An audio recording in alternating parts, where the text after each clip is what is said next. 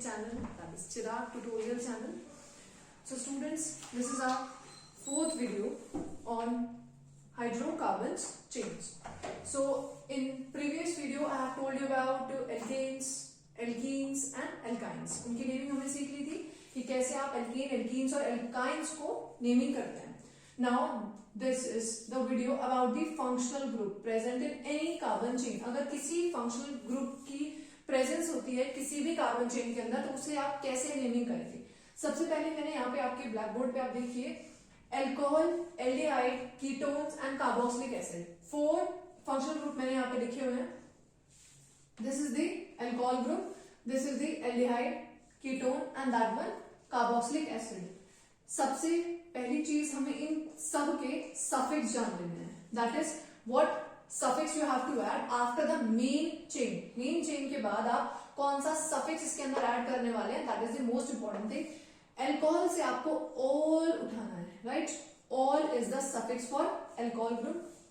aldehyde से al उठाना है, that is the al for aldehyde groups. ketone में on उठाना है. students, this is on, not one. आप इसे on बोलेंगे. and carboxylic acid से उसका सफिक्स आता है, that is the oic acid. ठीक है. सो नेमिंग करते टाइम आपको ध्यान रखना है कि जो भी एल्केन हो, चाहे वो एल्कीन हो और चाहे वो एल्काइन हो, that is carbon carbon single bond हो, कार्बन कार्बन डबल बॉन्ड हो या फिर ट्रिपल बॉन्ड हो, उनके साथ आपको उसी का फंक्शनल ग्रुप जो वहां पर प्रेजेंट है वो रख देना है. दैट इज उसका सफिक्स जो भी है वो आपको ऐड कर देना है आफ्टर दैट मेन चेन के बाद. अब हम एग्जांपल लें अगर, सो दैट इज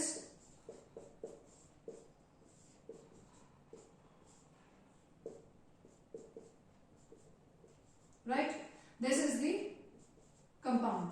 ये आपका एक स्ट्रक्चर बना हुआ है, इसको आपको नेमिंग करनी है. अब मैंने सबसे पहले आपको बोला था कि आपको नेमिंग कहां करनी है, जहां पर आपका नियरेस्ट कोई भी फंक्शनल ग्रुप प्रेजेंट होगा. अब देखिए अगर मैं नंबरिंग यहां से करती हूँ 1, 2, 3 एंड 4, यानी नंबर 2 कार्बन पे मेरा फंक्शनल ग्रुप प्रेजेंट हो रहा है. सो मुझे उसी को प्रेफरेंस देनी है. बट हम फिर भी एक बार इधर से देख लेते हैं, क्या पता और नियरेस्ट बैठे. इधर से करें अगर हम काउंटिंग तो दैट इज 1, 2, 3 एंड 4. इधर से काउंटिंग करते टाइम आपका ये नंबर 2 पे आ रहा है और इधर से काउंटिंग करते time that is on the third carbon. तो हम प्रेफरेंस नियरेस्ट कार्बन को देंगे या लीस्ट नंबर को देंगे. So that is 1, 2, 3 and 4. Okay, 4 carbon are present. सबसे पहले हमें मेन चेन रखनी है और मेन चेन में हमें देखना है कि वो एल्केन है, एल्कीन है या एल्काइन है. देखिए सारे के सारे carbons all are singly bonded. So this compound is alkane. So 4 carbon, that means butane. Done. इसमें से ई आपको हटा देना है और उसी ई की जगह आपका क्या आ जाने वाला है, फंक्शनल ग्रुप आ जाएगा. सो फंक्शनल ग्रुप क्या है इसके अंदर, OH. अब देखिए OH का क्या सफिक्स ऐड करना है आपको, all. So butane all, this is the name of this compound. So butanol, simple. Next is aldehyde, CH double bond O. So this is the CHO group. Okay, how many carbons? 2 carbon, 1 and 2. 2 carbon पे आपको नाम रखना होता है ethane. Single bond है सबके अंदर. Student, this is your functional group. ठीक है. सो उस फंक्शनल ग्रुप के अंदर जो कार्बन आ रहा है वो भी आपको नेमिंग के टाइम पे काउंटिंग में लेना है. ऐसा नहीं है कि आप फंक्शनल ग्रुप को छोड़ दे रहे हैं और बाकी के कार्बन की काउंटिंग कर रहे हैं. फंक्शनल ग्रुप का जो कार्बन है वो भी आपको काउंटिंग में करना ही है. सो दिस इज इथेन और सफिक्स क्या जाने वाला है एल्डिहाइड के लिए, CHO के लिए, that is ethanal.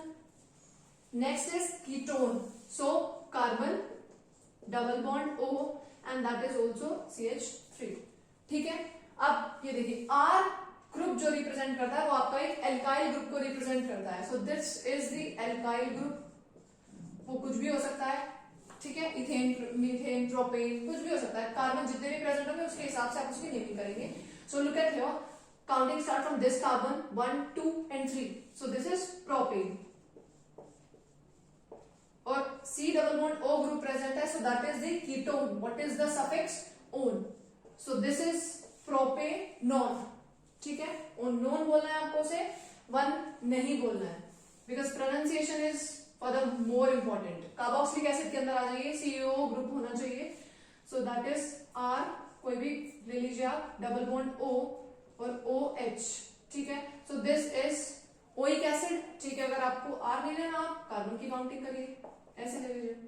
So carbon number 1, carbon number 2 carbons, that means ethane. And COO group is on first carbon, that means oic acid. So this is ethanoic acid, ethane plus oic acid.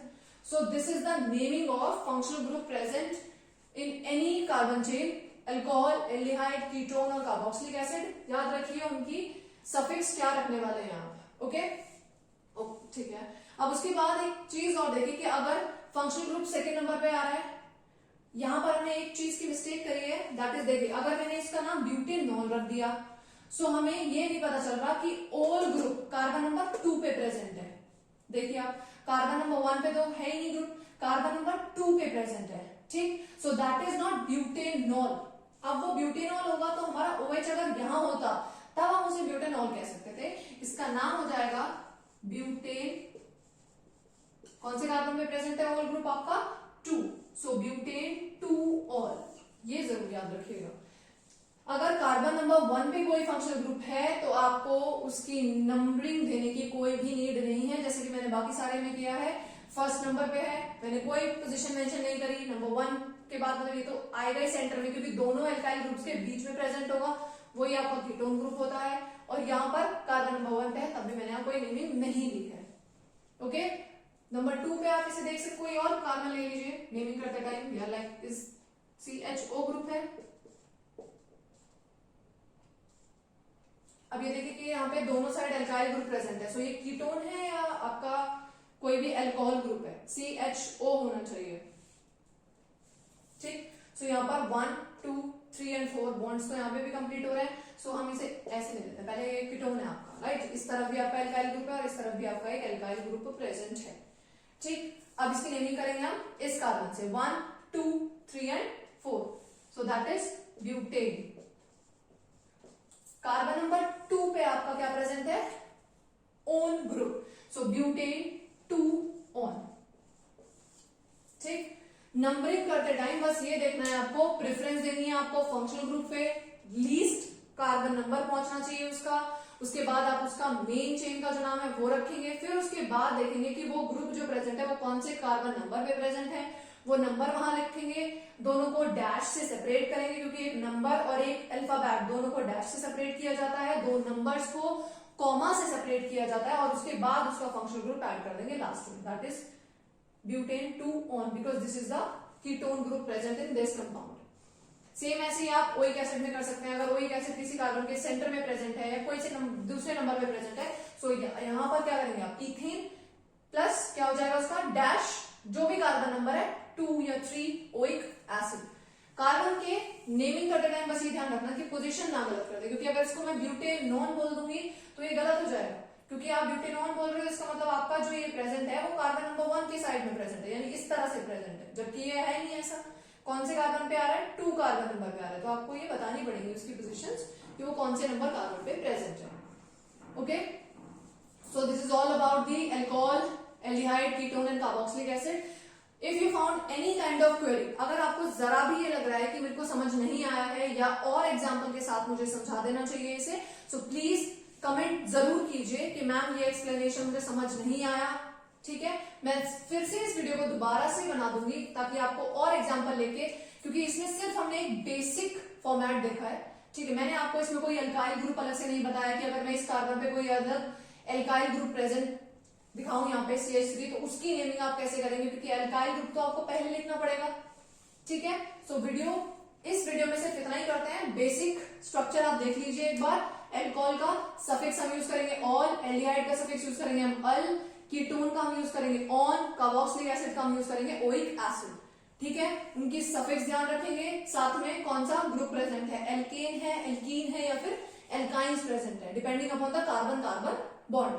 Okay, so do practice and like the video as usual, जो मैं आपसे कहती हूँ.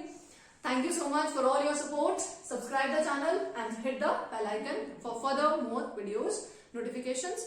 Thank you so much guys and keep practicing, क्योंकि 10th class की तो ये basic ही structures है. उनकी क्लास में नेमिंग आएगी आपकी कार्बोनेट्स कंपाउंड के अंदर. सो उससे बेहतर है कि पहले आप पढ़ लीजिए. क्लास 9th में अगर इसे देखेंगे तो उनके लिए भी काफी अच्छी चीज है कि 9th में आप कर ले, उनको कंप्लीट कर लेंगे आप तो 10th में आपका रिवीजन ही होगा. सिंपल सी बात है.